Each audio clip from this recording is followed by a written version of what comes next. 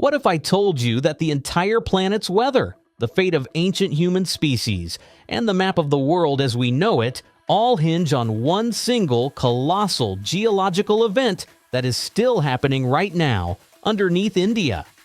Forget everything you think you know about this place. We're not just talking about a country with great food and busy streets. We're talking about a living, breathing, geological titan that literally shaped the face of the Earth. Strap in, because these 15 facts will completely rewire your understanding of India.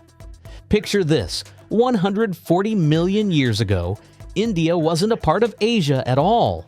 It was a massive, lonely island continent, like modern-day Australia, but adrift in the middle of an ancient ocean. It was breaking away from the supercontinent Gondwana, and it was on a collision course, a collision that would change everything.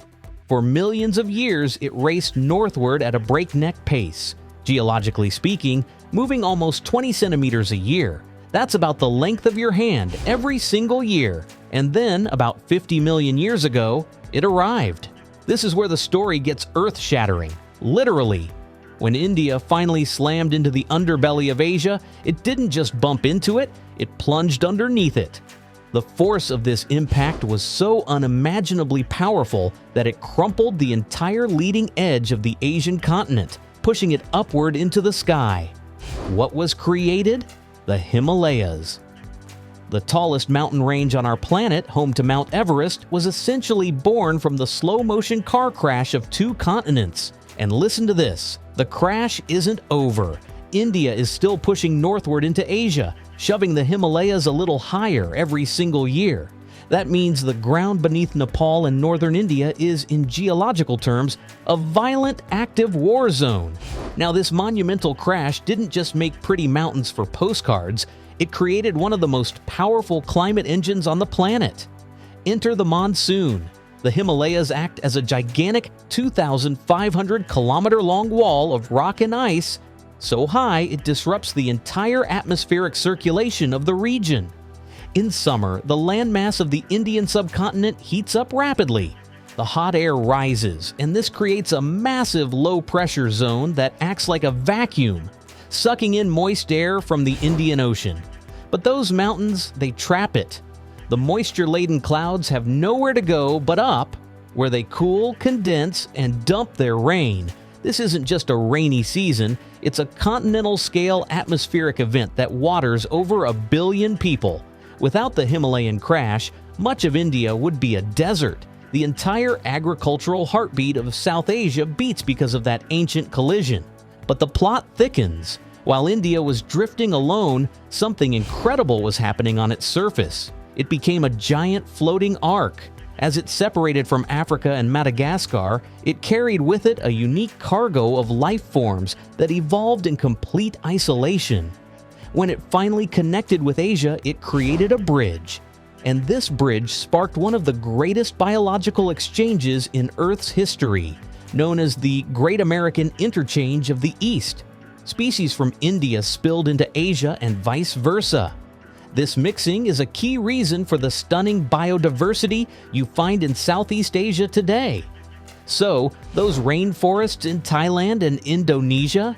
You can thank India's long journey for part of that incredible wealth of life. Let's zoom in from the continental to the downright cosmic. Did you know India is home to the best preserved impact crater on Earth? In a region called Lonar in Maharashtra, there's a stunning circular lake. For centuries, people thought it was a volcanic crater, but the truth is far more dramatic. About 50,000 years ago, a meteorite, traveling at tens of thousands of miles per hour, slammed into the Deccan Plateau. The force of the impact instantly vaporized rock, creating a massive bowl nearly 2 kilometers across. Today, Lonar Crater is a scientific treasure. The lake inside it is both saline and alkaline, creating a bizarre, alien ecosystem found nowhere else on the planet. It's a stark, violent reminder that India's story isn't just written by forces from within the Earth, but also from the depths of space. Now, from cosmic impacts to magnetic hills? Yes, you heard that right. In several places in India, most famously in Ladakh, there are stretches of road where your car, if put in neutral, appears to roll uphill. It's a complete optical illusion, of course, but one so convincing it feels like magic. The surrounding landscape is so devoid of reference points, no trees, a consistent horizon, that your brain gets utterly fooled. What looks like an uphill slope is actually a gentle decline. This gravity hill phenomenon plays a brilliant trick on human perception, reminding us that in India's extreme landscapes, even the laws of physics can seem to bend. Speaking of extremes, let's talk about wet and dry. India holds world records in both categories. First, the wet. Nestled in the Khasi hills of Meghalaya is the village of Mawsyn Ram. This place receives, on average, a staggering 11,871 millimeters of rain per year. That's over 39 feet of water falling from the sky. To put that in perspective, that's enough to submerge a 3-story building. The monsoon clouds, funneled by the hills, dump almost non-stop rain here for months. Locals have adapted with incredible ingenuity, weaving living root bridges and using massive umbrella-like covers made of bamboo and banana leaves. It's the soggiest place on the planet. Flip the script and you'll find one of the driest places on Earth, not in a desert but in a rain shadow. While the Himalayas trap rain for the south, they steal it from the north. The region of Ladakh on the Tibetan Plateau side is a high-altitude cold desert. Some parts receive less than 100 millimeters of rain a year. The same mountain range that creates the world's wettest place is directly responsible for creating this stark, beautiful desert just a few hundred miles away. It's a breathtaking demonstration of geographical cause and effect. But what about the people? Well, India's geography didn't just shape mountains and weather, it shaped human destiny in a profound way. The same mountain passes that were forged by tectonic violence, like the Khyber Pass, became the highways of history. For thousands of years, traders, empires, and ideas flowed through these gates. Alexander the Great, the Mughals, countless others, they all came through these geographical doorways carved by India's crash. And when they came, they often stayed. This made the Indian subcontinent a grand melting pot, a crucible of cultures, religions, and languages unlike anywhere else.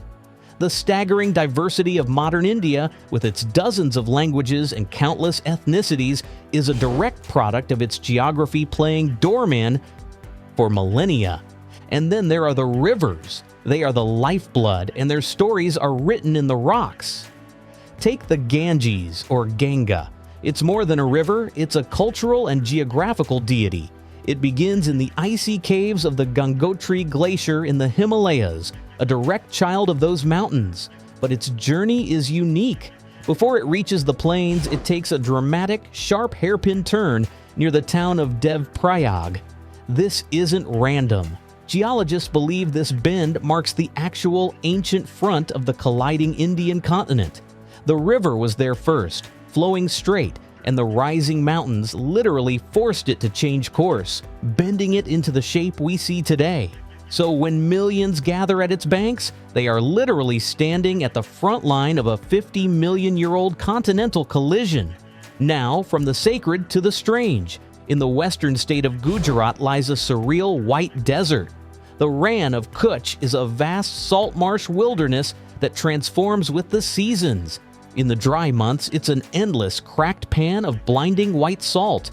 But during the monsoon, it's flooded by seawater from the Arabian Sea, turning into a shallow inland sea.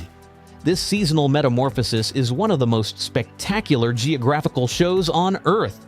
It creates an ecosystem where wildlife like flamingos and wild asses have adapted to an ever-changing world, and it provides most of India's salt.